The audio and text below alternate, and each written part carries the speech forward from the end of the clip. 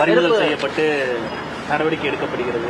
நான் வன்மையா கண்டிக்கிறேங்கன்னா, காரணம் செய்தியாளர்களுடைய தொலைபேசியை வாங்கி அதுல நான் நோண்டி அது மூலமா இவங்க தான் லீக் பண்ணாங்க அப்படின்னு சொல்றதே ஒரு முட்டாள்தனமான வாதமாக நான் பார்க்கின்றேன். ஏன்னா அந்த எஸ்ஐடி ஒரு பக்கம் அந்த ஸ்டேஷன் ரைட்டரை சம்மன் பண்றாங்க, ஒரு பக்கம் மேல இருக்கக்கூடிய உயரதிகாரிகளை சம்மன் பண்றாங்க. ஒரு செய்தியாளர் பல விதத்துல சோர்ஸ் வச்சிருப்பாங்க. செய்தியாளருடைய முக்கிய வேலை செய்தியை வெளியே கொண்டு வர்றது. அதனாலதான் இந்தியாவில் எப்பொழுதுமே செய்தி எப்படி கொண்டு வந்தாங்கன்னு நம்ம பாக்குறது இல்லை, அந்த சோர்ஸ் எப்பவுமே நம்ம கேட்கறது இல்லை. ஏன்னா we never shoot the messenger அப்படின்னு ஆங்கிலத்தில் சொல்லுவோம். அதாவது செய்தியை கொண்டு வருபவர்களை எப்பொழுதுமே நாம் அவர்களை பாதிப்புக்குள்ளாக கூடாது. இன்னைக்கு அண்ணா யூனிவர்சிட்டி பல்கலைக்கழக இஷ்யூல செய்தியாளர்களுடைய தொலைபேசியை கேட்டு ஒரு சோர்ஸ் யாரு, அது செய்தியாளர்களுடைய தொலைபேசியை வாங்கி காவல்துறை கண்டுபிடிக்க வேண்டிய அவசியம் இல்லை, அது காவல்துறை கண்டுபிடிக்க வேண்டிய கட்டாயம் அவங்களுக்கு இருக்கு. அது அவங்களுடைய ஓன் இன்வெஸ்டிகேஷன்ல பண்ணணும்.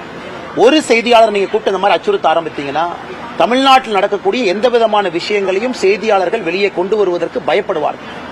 முறை சரியா தப்பான்னு எப்பவுமே நம்ம மீன் சென்ஸை பத்தி செய்தியாளர் பார்த்தது இல்லைன்னா, நிறைய முறை நினைப்போம் அவங்க செய்தி கரெக்ட், ஆனா கொண்டு வந்திருக்கக்கூடிய முறை தவறு.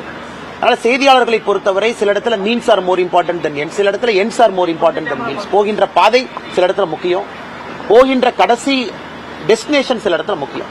அதனால செய்தியாளர்களை அச்சுறுத்தி அவர்களை பயமுறுத்தி அவர்களுடைய எலக்ட்ரானிக் டிவைசஸ் செல்போன் உட்பட அதை வாங்கி நோண்டி பார்ப்பது அச்சு ஊடகங்களுக்கு எதிராக திமுக அரசினுடைய மனோபாவத்தை காட்டுகின்றது என்பது என்னுடைய கருத்து.